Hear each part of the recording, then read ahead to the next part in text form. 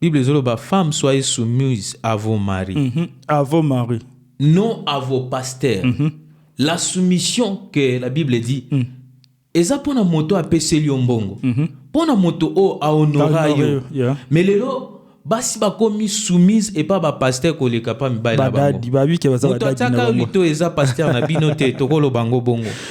Nazwaki kamoko mobala zo réclamer mwasi na ye. Donc ezan eloko nyonso avasa na ndako faut pasteur na. Il faut tout na dadi. Mais bino boza couple boza ini. Nzamba ye bibino. Bozaki légalisé et tout le monde a yebaki ke bobala na ki. Il y a des solutions au bokozongo entre vous deux. Oui, si c'est des choses spirituelles, là vous pouvez contacter vos pères spirituels afin que ba orienter bino. Il y a plus de l'amour na kati ba foyer na kati ba couple. Yango moni le basi ebele pe misusu o ba mi pese po ba pasteur parce que azo senti que avec le pasteur azo zoata encore s'exprimer, azo sa pasteur makambo, pasteur azo yoka. Pasteur azo ebisa ete salabou. Et a comme intentionné et pas pasteur que pas yo mobile parce que tu veux plus ko pesa ye o azana ngo bezo lokola respect na ye o azolu ke pa na yo ba tempo na ko solola ko passer en couple ezali susute yango moni basi ba komba insoumis ba komba ba insoumission côté belé yango mona lobaka il y a des églises au tango koti o komi ko tambola na kati ya aveuglement na envoûtement. Parce qu'un pasteur qui n'est pas même un corps médical, il n'est pas un médecin, donc azak obligé yo. Osomba bakisi pe bakisi wana kotino ke no somba eza ya pharmacie o ya yemoko.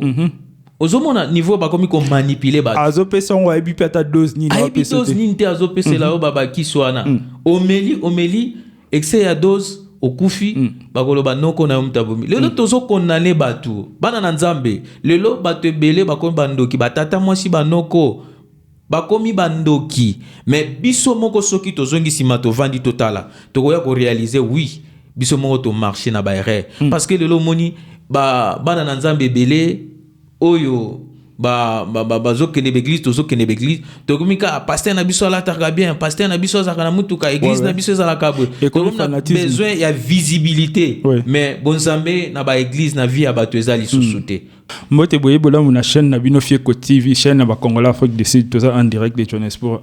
toza lelo na évangéliste Archimède Bitumba aye kota la biso to développer un peu makambozo le kana corps de Christ na Congo ya ba Congolais partout au moins de Sika Bazali. Mais avant ça, on a passé dans l'actualité. Il y a ma Congolais en Afrique du Sud. Prochaine, nous avons mingi. Il y a ma Congolais en Afrique du Sud. Alors, et là, quand il y a que Binonia Soboebi, bah, si vous sortez le 30 juin. Bah, Sidaf, bah, si vous sortez le 30 juin, tu m'en beaucoup en Bango. Et ça, bah, Sidaf, n'y a sorti, mais ça, bah, organisation, oh, bah, ça, contre, bah, étrangers. Nde balobi que le 30 juin il faut tout mboka na bango date limite yangwana na habité soko mona na image bakangi congolais moko ba habité to salo mabete mais oza awati le 30 juin il faut mboka ozonga na mboka na bino et lo comme balé za que police après que organisation na ba sali ba communiquer na bangwana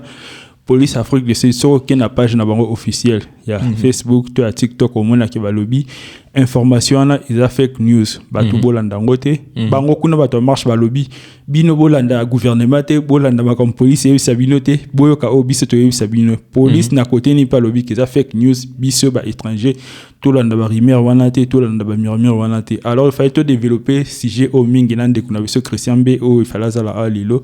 au bois bien les cas un peu trop mais a eu moins empêchement trop développer on ya mikoloko ya actualité musu les alliés ce ko lingi au visiter ce ko planifier que visiter ambassade RDC lobby lundi le 28 mai 2026 ambassade des ala fongomate et ça un jour férié bois binonio sur le 17 mai et ça qui journée à libération mais changer comme journée à faire RDC ils a férié activité moi t'es ça la mon ambassade c'est un peu ça na ma actualité à ba congolais ou ba vendre en Afrique du Sud ce que ça la news no olingi to lection na chaîne na biso au moins une fois par semaine na début semaine news na yo et les kana chaîne na biso Fieko TV tinde la biso ngo contacter biso inbox to ko solo la to ye bande ni to le qui ça communiquer na émission na biso et là comme sous ça important fier ko talent c'est un projet autobanda qui bato belé ba sepela na ngo ba félicita qui bato belé ba sepela qui na professionnalisme batali ba image batali qualité ba bi waouh ça va vraiment et ça na stop to tikite mais ça na stop lo bi kuna kutana sida fmo na mola tuninga yango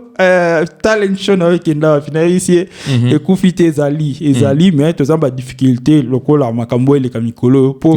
activité wana eza activité mo et faire déplacer bato ba auto ba Pretoria bato ba auto ba Val tout ça il fallait tout ça ba concert ba activité belé alors on a ba tension boy vraiment na ngo alinga a chambongo nini lo moko ayebi ke lobita on se ko barder anytime et ko barder anytime to vanda na ndako biso ba étranger ça est-ce que les gens qui sont bons bilo quoi na ya musique bobi qui coûte ça coûte un peu beaucoup d'argent donc il y a on là to temporiser par la grâce de Dieu ça comme tout les gens normal to zongi là OK na côté à fier comédien c'est qu'on a fier côté talent fier comédien to lobi boy ceux qui osa congolais vont en Afrique du Sud osa na dans koloba to lu ka ba panéliste pour une émission na biso surtout à sport coupe du monde de banda kalate oyebi koloba oyebi que osa na connaissance de makambo foot contacter biso pe inbox to solo la to ça en modalité nini to ça la quelques émissions ensemble to ça la émission no moko ya sport na chaîne na biso Fieko TV ceux qui posent un talent aux ana idée à podcast moko aux a congolais vendre en Afrique du Sud lingo bandango mais oyebi ndenge ni na bandlate aux a ba matoste okoko ya ko louer studio na biso to chango à l'occasion pour na ndeko nyonso aux ana posa au ça la podcast na e a louer yango ndeba information tout ça nango pona bino yangwana trop banda na sujet na biso o tout ça nango na évangéliste Archimède mbote na eux mbote papa Fieko boni santé boni makambo nyonso oui nzamba zo batté la santé ça va le tout ça va vraiment évangéliste na habité so otali dossier un pasteur na Congo a violé moins à 16 ans pasteur a violé moins à 16 ans na méthode na ye ya manipulation asala kinini mwana akenda kina ndekone po basenga lisungi pa pasteur a beti bango ke ye ayambaka bato mibale te ata boza couple pasteur abaki ata boza couple ye jamais ayamba bato mibale na bureau ne ayambaka kaka mutu moko na processus wana nde pasteur azwaki accès na mwana a manipuler a promettre ba mbongo belé ndé et même qui na processus wana ba a violer mwana pas une fois pas deux fois plusieurs fois a violer mwana méthode wana ya pasteur kolopa ke jamais ko yamba batu mibale na bureau ne akoyamba kaka mutu moko ata boza couple yo omonyango ndeni évangéliste vraiment na pesina mbote na balandi nyonso ya Fieko TV bisika nyonso bozali partout dans le monde bino obo pesi biso confiance ya kolanda biso parce que ceux qui bino bozate moi et tout ça la bémission ezate yango nzamba pambola bino de partout bozali pour na situation oyo leka actuellement na mboka na biso ya pasteur oyo vraiment ezo pesa pasi na corps du Christ na makambo oyo etukoleka vraiment na talaki yango parce que leka na ba réseaux sociaux c'est que le pasteur a fait vraiment ils ont vraiment propreté par rapport à acte nae ou à poser au via église dans l'église pour l'instant tokoloba et comme na décadence na balance parce que c'est que les hommes de Dieu bazako sala ils correspondent li sous-souté na ba auto benga ka ba monde donc ils correspondent li sous-souté yango moni frère Patrice Sabanda koloba bi j'ai cherché le monde mais je l'ai trouvé dans l'église. Cela veut dire makambo to bandai ko mona na mukili et comme ko s'est passé na katia ba église parce que lobby to bandai ko loba ba groupe ya ba théâtre ba groupe ya ba musique et tout ça ils a ba groupe onde biloko ani sala ba président ba groupe ba sala ba biloko mais aujourd'hui nous les voyons na katia ba église tu t'imagines comment les gens sont blessés parce que l'église ezaki na ndengo biso to ebe l'église ezesika oyo. Lorsqu'on dit l'église, cela veut dire nam mutu o azoya na église, azoya na respect, azoya na conscience kat na eke na ke sika oyo solution ezali et sika nzamba azali. Mais aujourd'hui nous voyons dans des églises comme si il y a plus Dieu dans des églises mais il y a des hommes dans l'église et le monde dans l'église. Donc c'est ça qui fait mal et par rapport à koyamba naye moi je trouve façon dont à lobby il y a koyamba yamba kamutu moko sur le plan d'ontologie pastorale il y a des secrets que tout le monde a koye bangote. Et ça, nous sommes koya a confesser na bomaki mutentel. Parce que nous recevons des cas. Et que mobile a trichaki, moi c'est a trichaki, et ça babilo moko. Tango mutu azoya po ya ko confesser, cela veut dire akoye pa na yo ye moko afin que tikala yo mutu aye koye bisa na ye moko mutaye na lisolo yango na nzambe oyo botie au centre ya makambo wana. Mais tokolo babongo eza bien na dontologie pastorale parce que il y a des personnes tango accompagner yo afin que okende pa musaya na nzambe. Et mutu wana koza la susu kaka mutu akokende komema makambo oyo lobami wana na libanda afin que bato atala kenda ko confesser yene mutaboma ki intel yene mutasala kibo. Sur le plan d'ontologie pastorale, moi je dis il peut y avoir raison parce que au état d'ontologie et ça m'a comme sous ba vérité mususu senga batunyo soba yo bamote ozomona na sens wana il a vraiment totalement raison mais yamabe oyo to moni yamabe ezali parce que tant bazolo ba couple baza mwasi na mbali déjà bato baza déjà mwasi na mbali babalani bazanda kumoko, cela veut dire bazo partager ba intimité bakomi mutu moko ndenge bible zoloba na mutu moko bakomi bitumba oyo eza bitumba oyo kotoyo didi moi peut-être s'il y a des choses lokola to tikoloba ka infidélité là tu peux inviter moko kat na bango aya na jour na ye mususu pa ya na jour na ye ba rendez-vous différent afin que ko empêcher scandale et zala na kati ya couple. Mais si il y a quelque chose que moi stambali bangmbali baza d'accord, pourquoi les séparer, pourquoi ko permettre que oya na ndenge na ye oyo azalibanda moko kota, ça va créer des problèmes. Parce que soko tali makambo eleki il y a viol oyo. C'est parce que moi na azaki na rendez-vous na pasteur bazaki ye na pasteur tango moi na wana ayaki na ndeko na ye pasteur azwaki accès pa na yete tu vois ezaki moyen ya protection mais maintenant soki moi si na yo akoti na kati ya bureau ya pasteur ye moko oyebi nini o pasteur akoloba na ye misusu na kati ya babiro na bango ekomi balie oyo bakendaka kosokola basi ya batu ko pakola basi ya batu mafuta tango zo pakola mwasi ya mutu mafuta otiki ye ni na intention nini et tant que les hommes Bible zoloba résister au diable mais to kima impudicité tango yo za na kati ya ndaku o eza place eza secret mutazate yo na mwasi o azani bino mbale intention na yo ezani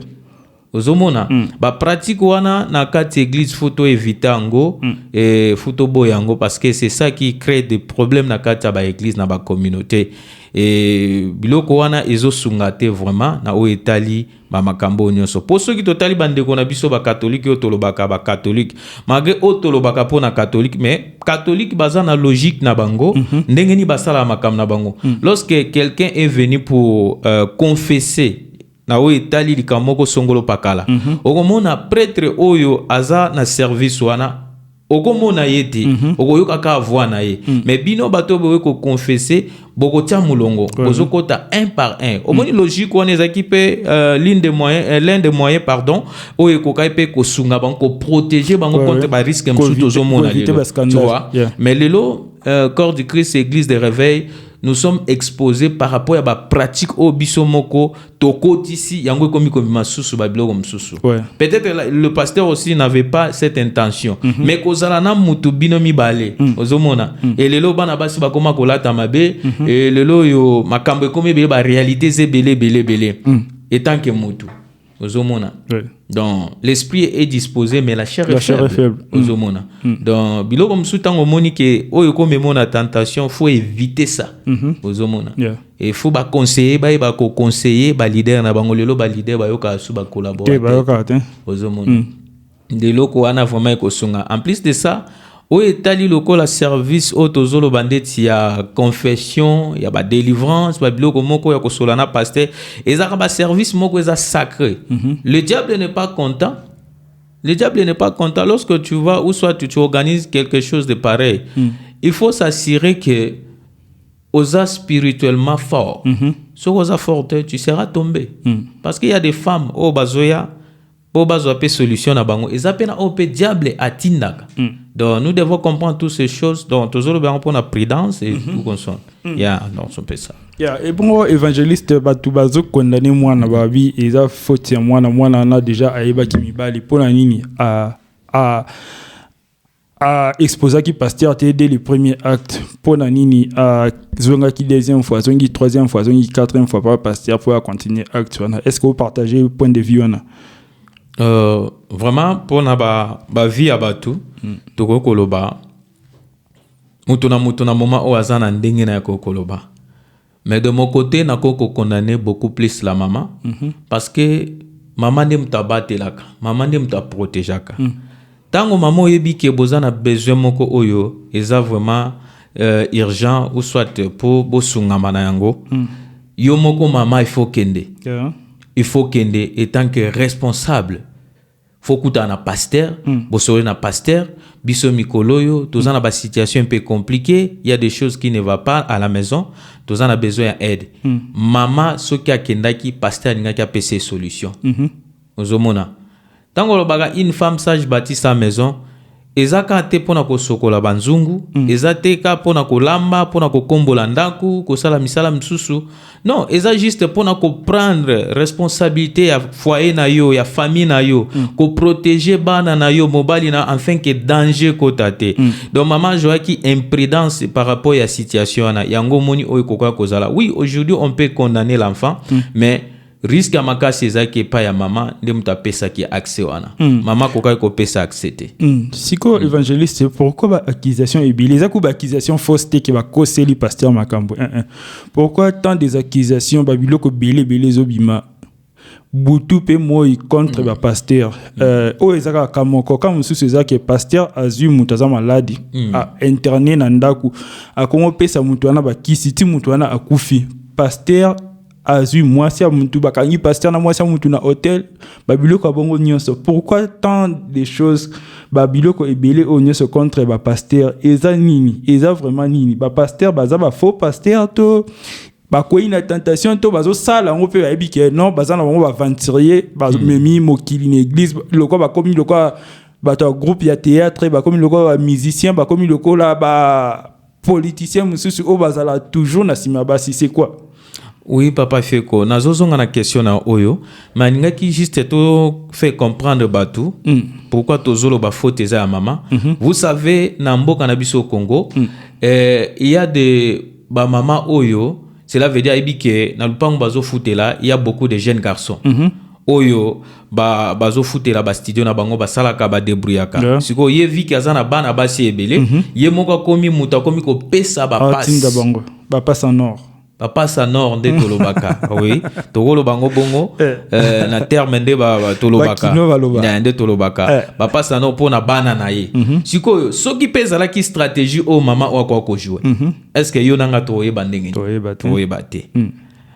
Oui, merci beaucoup pour la question na yo oyo otuningai question oyo vraiment za question moko esenge to comprendre vraiment que tant auto komi ezata moko ya malamu te. Ouais. Tokomi déjà na pourquoi bana na nzambe bisika tozali esenge to sosola bisika nini ozokende soki nzamba tindi yo te kokende te parce que biloko e bana ko sali matin na kala lelo tokomi ko mona ngo na poisa batu bakomi ko sokola batu toko ko mona ba pratique ezala kite e kotina kati église ba accusation na nyonso zoya par rapport ya obiso moko toponi to sala lelo Ozomona. Lelo escroquerie et comme na kati église makasi. Et ba pasteur ba comme na besoin ba tambola na mituka, ba comme na besoin ba za lokola batu nyonso. Yango moni ba komi ko mixer ba biloko nyonso oya mabe ba komi ko mixer. Siko e komi ko tinda bango na ba biloko oyo ba komi ko obliger bango. Il faut sala boy, faut simba boy, faut kende boy. Yango moni baza na choix te. Vu que yo ndima ki déjà, au lieu ki mbongo na bango, o accepta ki bango, tu n'as pas le choix. Il faut ça lango. Yango mona lelo ba accusation zoya belé na kati église, mais tous ces genres de personnes bozomona o ba accusation zoya baza nzambe parce que celui qui marche avec Dieu, il restera toujours dans voie où nzamba bengela et peu importe ba situation soit kozanga na vinaye donc on peut ça donc bato na baza faux pasteur bato nyoso bakoti na pratique wana ya ko sokola bato ya ko chabatu malade un malade au vie au tcheye na ndaku na yo ozo sambili o pese su bakisi en plus de ça akufeli yo na ndaku baza na pratique belé ya ko bima na ba mineur tout ça baza faux pasteur papa fieko lelo soki to pesa ka exemple moko lelo nde tozabo en pleine mission ba présenter biso nzeta manga après quelques minutes nzeta manga comme bota bitabe est-ce que waneza sun nzeta manga nzeta manga te zo fruit na bango nde boye bango da bambuma na bango nde to koyeba bango ozomona comment se fait-il yoza homme de Dieu tu n'es pas un médecin mais okomi koluka okotati na niveau na carrière mutu mususu na carrière mutu mususu et si quelqu'un est malade vaut mieux ya kotinda ye na hôpital akene kozwa ba traitement OK sambelele na hôpital est-ce que la personne en plus yango mona lobaka il y a des églises au tango koti okomi kotambola na kati ya aveuglement na mvoutement parce que un pasteur qui n'est pas même un corps médical il n'est pas un médecin donc azako obligé yo osomba bakisi pe bakisi wana kotinda okeno somba eza ya pharmacie o ya yemoko ozomona niveau bakomi ko manipuler ba azopesa ngo ebi pata dose ni na pesa dose ni nte azopesa la babakisi wana omeli excès ya dose okufi bakoloba noko na mutabomi lelo tozo condamner batu bana na nzambe lelo batu ebele bakomi bandoki batata mwasi banoko bakomi bandoki mais biso moko soki tozongi sima tovandi totala tokoya ko réaliser oui biso moko to marcher na ba erreur parce que lelo moni bana na nzambe ebele oyo zo kene l'église tozo kene l'église to komika pasteur na biso la targa bien pasteur na biso za kana mutuka église na biso za la kabo to na besoin ya visibilité mais bonzambe na ba église na vie ya bato ezali susute yango moni zo mema bato o nyonso pasteur akoloba parce que tant obino boye na église na ye yesi envuta yesi asala makamnyoso tant que boko tu as nyonso akoloba boko yoka boko boye loko moko donc bino pe combien envuté na oui boko me envuté donc c'est-à-dire que bato na nyonso baza bato misala mabe baza nde bato baloba baza na misala mabe baza na esprit de domination esprit aveuglement esprit na nyonso oui baza na biloko wana nyonso biloko ezaki na mokili le monde des ténèbres batalino biso na ngam na biso po makambo yo bakomi ko reverser biso futo ko tsango na kati église omoni oya bango pe bakomi na kati église oya bango pe bakomi ko sala ba pratique wana il y a des gens au bazalaki banganga mais le bakomi ba prophète ba voyant bazalaka ba voyant kala bakomi ba prophète ba changer comme prophète mais muto aza na nzamba solo oko kende place moko ba inviter yo o senti que place on aza eza place nangate eza place nangate Momoni batu baza wana baza toujours kokumi c'est surtout ba kombo ye mikolo dadi c'est ça qui fait que to continuer cause na kati aveuglement nous disons ces choses pour sauver le corps du Christ nous ne sommes pas venus pour condamner quelqu'un parce que nous n'avons pas le pouvoir pourquoi parrain belé ba comment ça là pasteur na bango confiance à l'aveuglement moi si kutu kolobate moi si a comment respecter pasteur koleka mobali moi si akoma ko obéir pasteur koleka mobali moi si al senga permission pas pasteur pona iloko moko o mobali azanango posa est-ce que is normal iloko wana étant biso ba chrétien vraiment papa fieko iloko ngana ko koloba eza pas silelo na katia corps du Christ parce qu'il y a des choses comme ko salima et ça en dehors ya maloba nzambe lelo tozomona bana nzambe belé ba komi ba esclave na kati ya ba église na bango Bible zoloba na mokanda Ephésiens chapitre 5 verset 24 Bible zoloba femmes soyez soumises à vos maris à vos maris non à vos pasteurs la soumission que la Bible dit eza pona moto apeseli mbongo pona moto o a honorayo mais lelo basi bakomi soumise et pas ba pasteur koleka pa mibali na bango babi ke baza badadi na bango to eza pasteur na bino te tokolo bango bongo eza mobali oyo ayebaki yo na informe vide bisika bokutana ka pasteur azalaka te ndimela ta mutu yokela ta mutu oyo bisika zwaka avant yeba na pasteur wana na yete na yekoloba te bobo ya ba pasteur na bino na yete na yekoloba te keno bokaba na ba pasteur na bino. Il y a du respect tu peux donner à l'homme de Dieu parce que la Bible dit bazo mériter ba respect na bango mais la soumission est réservée pour ton mari. Moto nzambe apesa yo l'os de tes os eza pona pasteur na yote pe ba pasteur ebele bino bozola na ngai lelo bino botie ba couple na ba trouble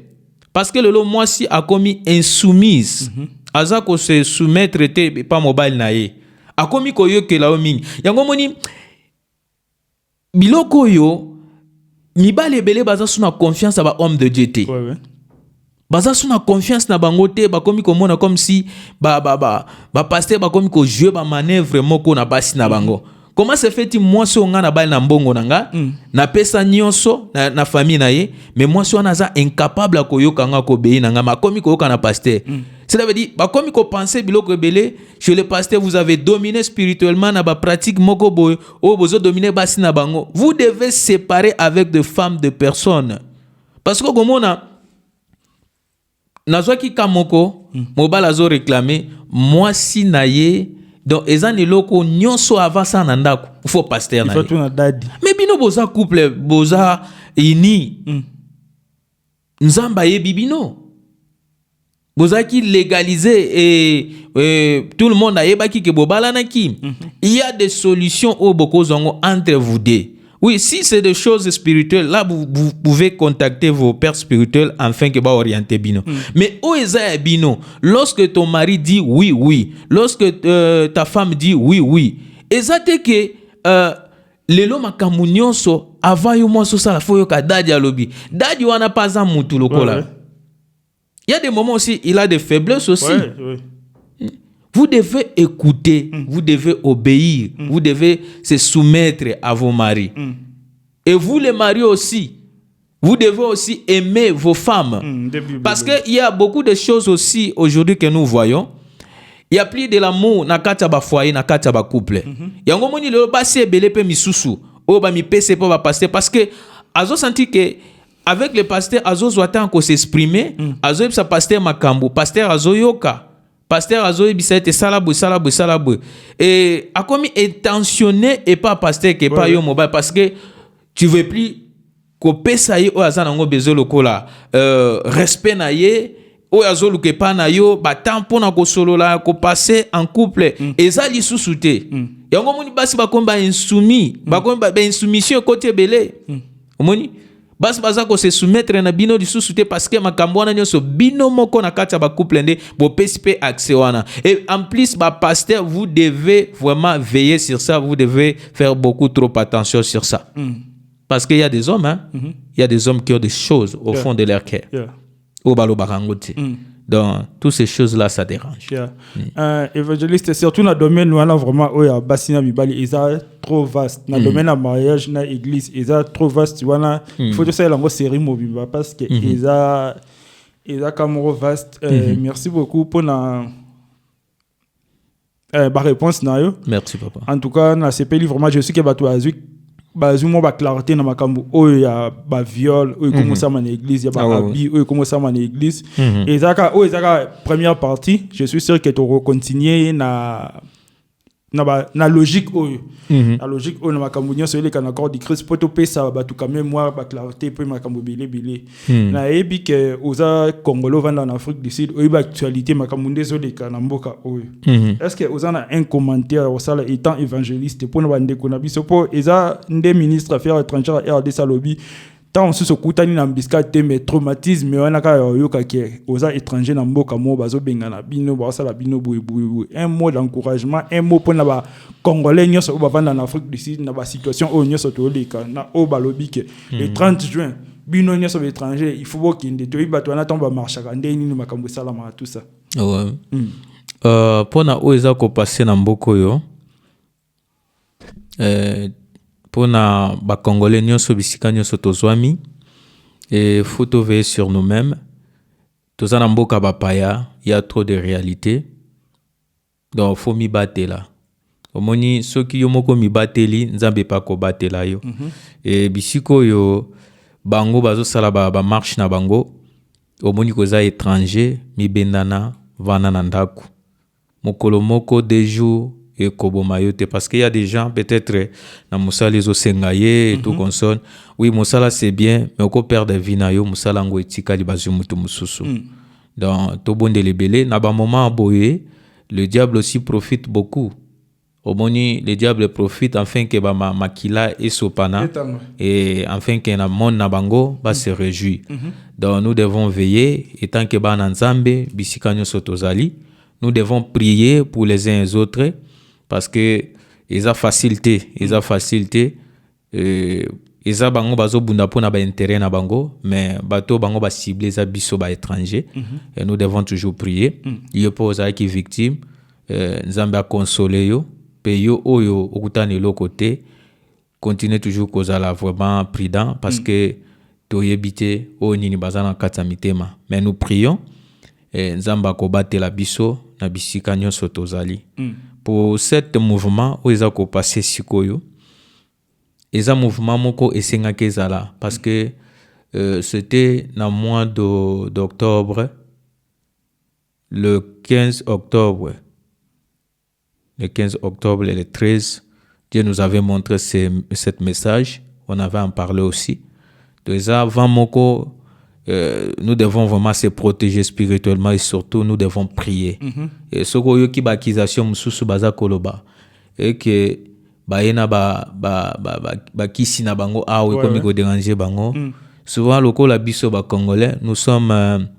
de peuple laïque mboka na biso eza pays moko eza pays laïque to bondelaka et to ibata mboko très bien ndenge batambwisa maka ndenge bazalaka à des fois le vent au biso tozanango ya kosambela nzamba koluka nzambe peut-être comme ko compliqué pe makamla bongo na ba niveau msusu tozo ebate yango moni pe baza ko s'attaquer na biso tozwango kaka spiritualité physiquement mais ça peut spirituellement to comprendre ngo étant que les enfants de Dieu zala nanda ku mama zala nanda ku mwana zala nanda ku leki bisika nyonso tozali papa to mi batela vraiment donc c'est un peu ça. Est-ce que ça lisumu koza l'étranger po eloko comme baloko to sala moi lisumu moronde to ya na mboka oyo banini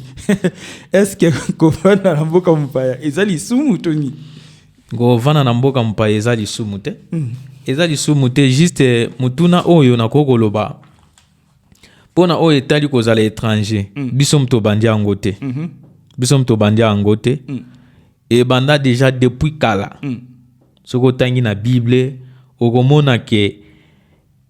peuple Israël bazalaki ba umbu bakenda bo umbu na mboka Egypte na Babylone batambolaki un peu partout donc eza biso mto banda ngote eza biblique eza biblique parce que tozomona bande comme susu bakomi ko critiquer na ba réseaux sociaux bakomi ko loba non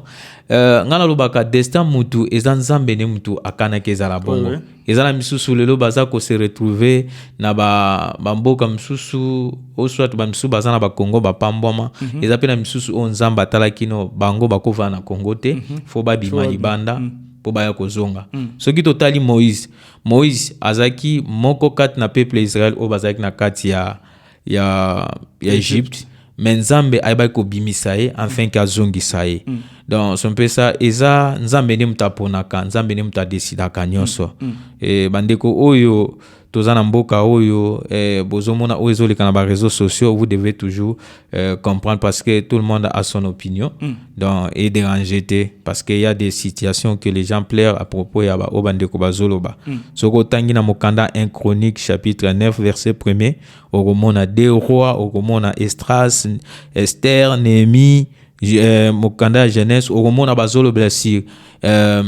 kozala étranger ndenge ni bana Israël bazala qui tout consonne vous allez voir ça Isaka a bisoté au tozana mboka Afrique d'ici grand prêtre Yesu kutu bakima na en Égypte ban prêtre siko soki mwana mutazala qui peut étranger siko biso ba oyo donc c'est normal ils a péché. En tout cas merci beaucoup évangéliste Archimède Bitumba la question est trop na domaine là on ça le commentaire na yo sur église Shekina o ezumoto lelo Obika nena Congo tozala attaque spirituelle batu mususu bazoloba sabotage batu mususu bazoloba makambo belé kande bima na Congo wana azo passer temps Job tout ça un commentaire église Shekina quand même les églises moi yebani na Congo wana bato belé vraiment ba yebiango et ça li mawa comme la temple na bango sika batonga kinyonso et qui na moto na tonga lelo na 7h du matin à Kinshasa. Un commentaire sur ça comme vous appelez évangéliste. Vraiment et ça li passe parce que omoni tango moto a investir na oyo azaki nango po basala musala munene oyo esalemi po monana et comme nango na état oyo ekomi lelo tozoloba eza vraiment situation moko ezo troublé vraiment lorsque na mona ki ba image vraiment esala nga parce que mona ba maman bazolela comme on a ba offrande ba maman batiaki ba causation donc musala munene salimaki tokoza na sengote parce que eza likambo ekoeli baninga lobi pe kokwela yo eza pasi mingi komona biloko ya boye vraiment nzambe a soutenir bango bisika bazali na ebike Dieu est capable ya kopesa bango lisusu koleka owana parce que nzambe za nzambe bakwa toujours na nzambe oyo asalaki Job bikamwa Bible zoloba Job ayeba ko perdre tout mais tant nzambe ayako pesa apesa ki le double ya oazaki nango peut-être pesa plan nzambe nzambe aponi ke esale mabongo parce que mutu moko lisusu amonana batongela bango swate ya ba niveau koleka oezaki wana vraiment to toujours encourager pasteur Dioka bisiko ozali vraiment nzamba zana yo l'homme de Dieu. Ce n'est pas facile. Nous sommes ensemble avec vous, même en distance.